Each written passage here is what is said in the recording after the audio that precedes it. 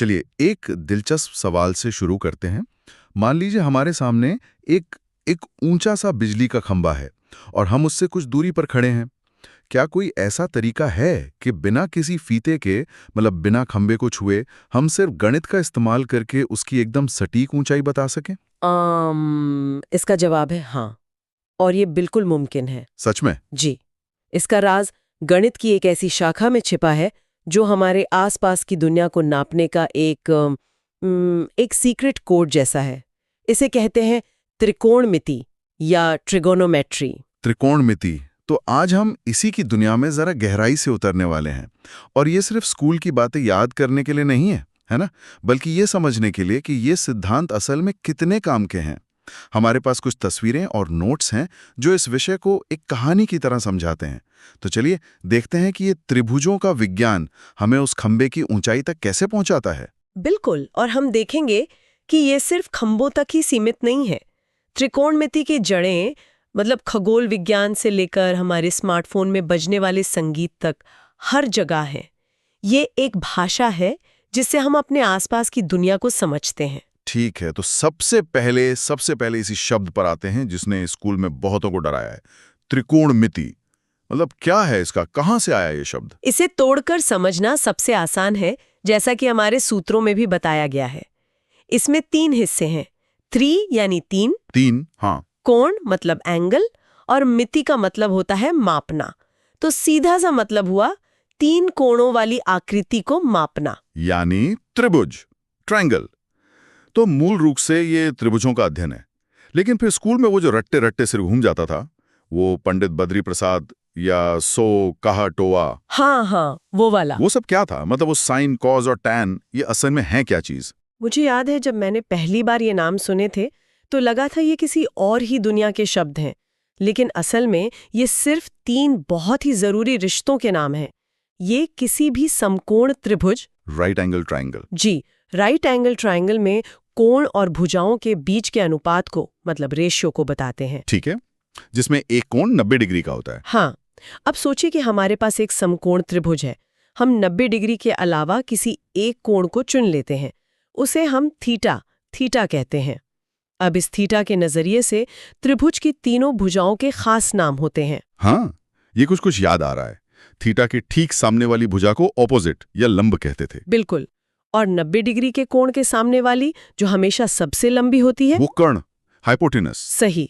और जो तीसरी बची, जो हमारे कोण थीटा से सटी हुई है, वो है एडजेसेंट या आधार। ठीक है, लंब, कर्ण और आधार। अब साइन, कॉस और टैन इनसे कैसे जुड़ते हैं? बस यहीं पर वो फॉर्मूले आ जाते हैं। साइन थीटा या साइन थीटा होता है लंब और कर्ण का अनुपात, मतलब ऑपोजिट हाइपोटेनस। ऑपोजिट हाइपोटेनस, ठीक है। कोसाइन थीटा या कॉस थीटा होता है आधार और कर्ण का अनुपात, एडजेसेंट हाइपोटेनस। और टैन? और टैंजेंट या टैन थीटा होता है लंब और आधार का अनुपात, ऑपोजिट एडजेसेंट।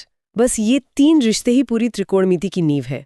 और हाँ, इनके 3 उल्टे फंक्शंस भी होते हैं, कोसेकेंट, सेकेंट और कोटेंजेंट, जो बस इन्हीं अनुपातों को पलट देते हैं। ठीक है, तो अब जब हम इन औजारों से लैस हो गए हैं तो देखते हैं कि इनसे उस खंभे की गुत्थी कैसे सुलझेगी जिससे हमने शुरुआत की थी।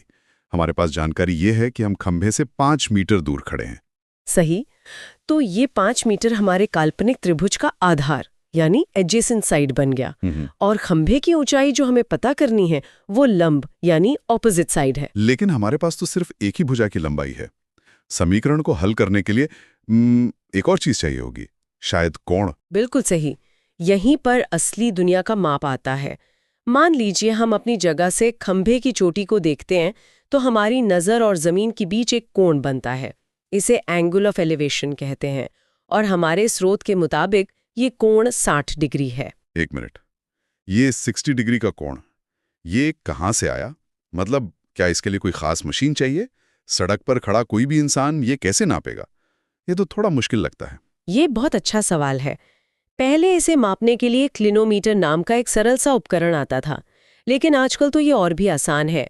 कई स्मार्टफोन ऐप्स हैं जो फोन के कैमरे और सेंसर का इस्तेमाल करके किसी भी चीज का एंगल ऑफ एलिवेशन तुरंत बता सकते हैं। अच्छा, तो ये तो काफी आसान हो गया। हाँ, तो ये मापना बिल्कुल संभव है। तो अब हमारे पास आधार है 5 मीटर और कोण है 60 डिग्री और हमें लंब यानी ऊंचाई पता करनी है।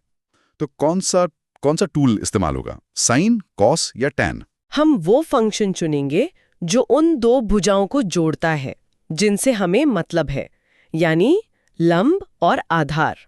ऑपोजिट और एडजेसेंट? और वो तो टैन होता है। सही पकड़ा, टैन थीटा होता है ऑपोजिट एडजेसेंट। अच्छा, तो हमारा समीकरण बनेगा tan 60 degree is equal to खंबे की ऊंचाई 5 मीटर। बिल्कुल। अब हमें बस tan 60 डिग्री का मान पता होना चाहिए और वो गणित की स्टैंडर्ड टेबल से हमें मिलता है।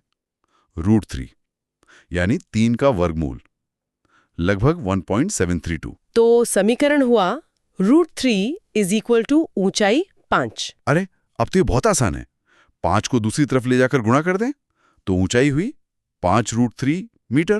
और जब हम 5 को 1.732 से गुणा करते हैं तो हमें मिलता है 8.66 या लगभग 8.67 मीटर। तो लीजिए, बिना खंबे पर चढ़े हमने उसकी सटीक ऊंचाई पता कर ली। कमाल है।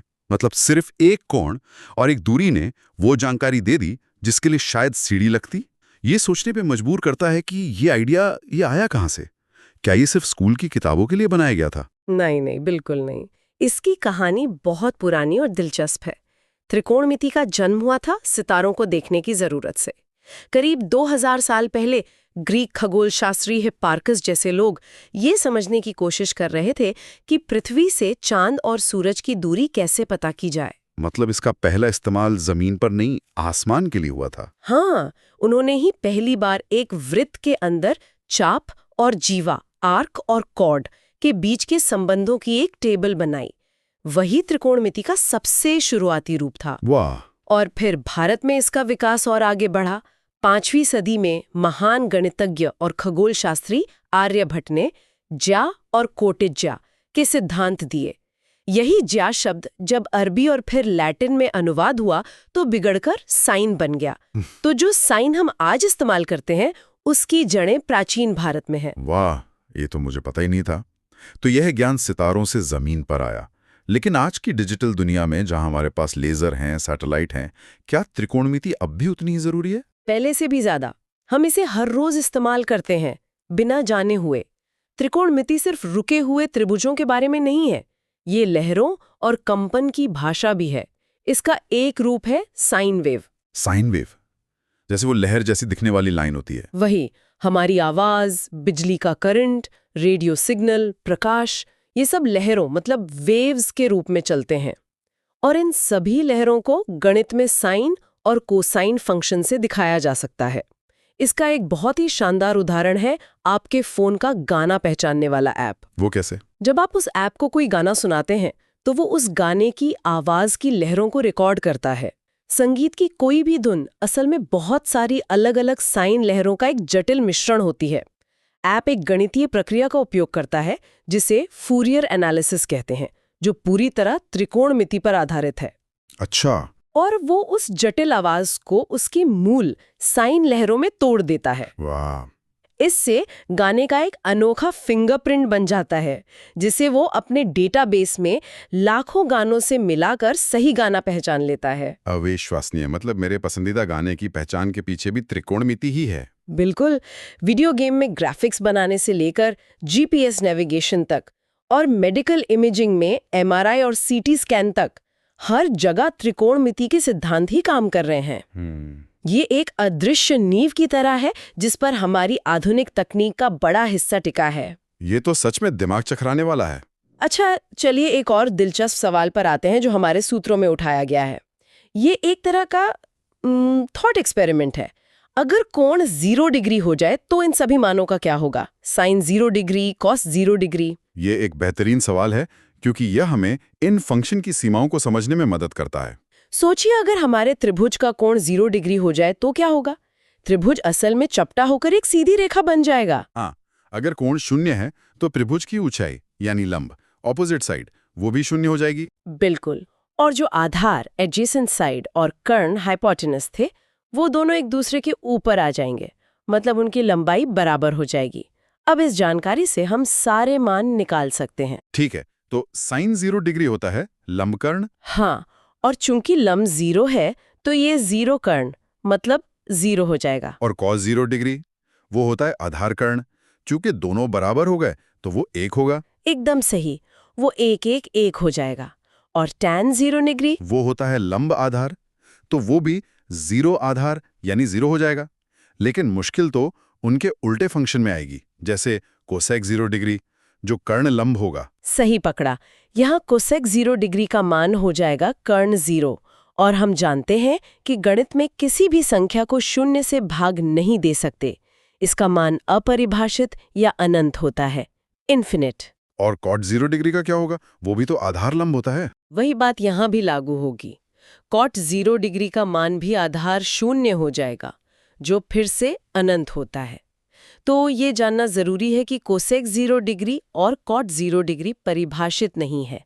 सिर्फ सेक 0 डिग्री जो कर्ण आधार है वो 1 होकर 1 हो जाएगा। ये छोटी छोटी बातें गणित की बुनियाद को मजबूत करती हैं। बहुत खूब। तो हमने एक खंबे की ऊंचाई नापने के एक सीधे से सवाल से शुरुआत की और त्रिकोणमिति की प्राचीन जड़ों से लेकर आज की डिजिटल संगीत की दुनिया तक का सफर तय कर लिया।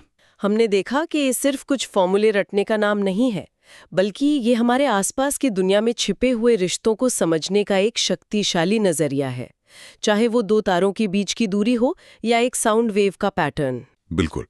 ये हमें दिखाता है कि कैसे गणित सिर्फ नंबरों का एक अमूर्त खेल नहीं है, बल्कि एक व्यवहारिक और रचनात्मक उपकरण है जो हजारों सालों से हमारी मदद करता आ रहा है। और ये हमें ये भी सिखाता है कि कभी-कभी सबसे जटिल समस्याओं का हल एक बहुत ही सरल से त्रिभुज में छिपा हो सकता है। आज की इस पूरी चर्चा के बाद एक विचार मेरे मन में घूम रहा है। बताइए। हमारे स्रोतों ने हमें यह दिखाया कि जमीन पर खड़े होकर किसी चीज का कोण मापकर हम उसकी ऊंचाई कैसे पता कर सकते हैं। अब इस पर विचार करें। अगर हम किसी ऊंची इमारत की चोटी पर खड़े हों और वहां से नीचे सड़क पर मौजूद किसी कार का कोण मापें, जिसे एंगल ऑफ डिप्रेशन कहते हैं, तो क्या इसी ज्ञान का उपयोग करके हम उस इमारत से उस कार की जमीनी दूरी का पता लगा सकते हैं?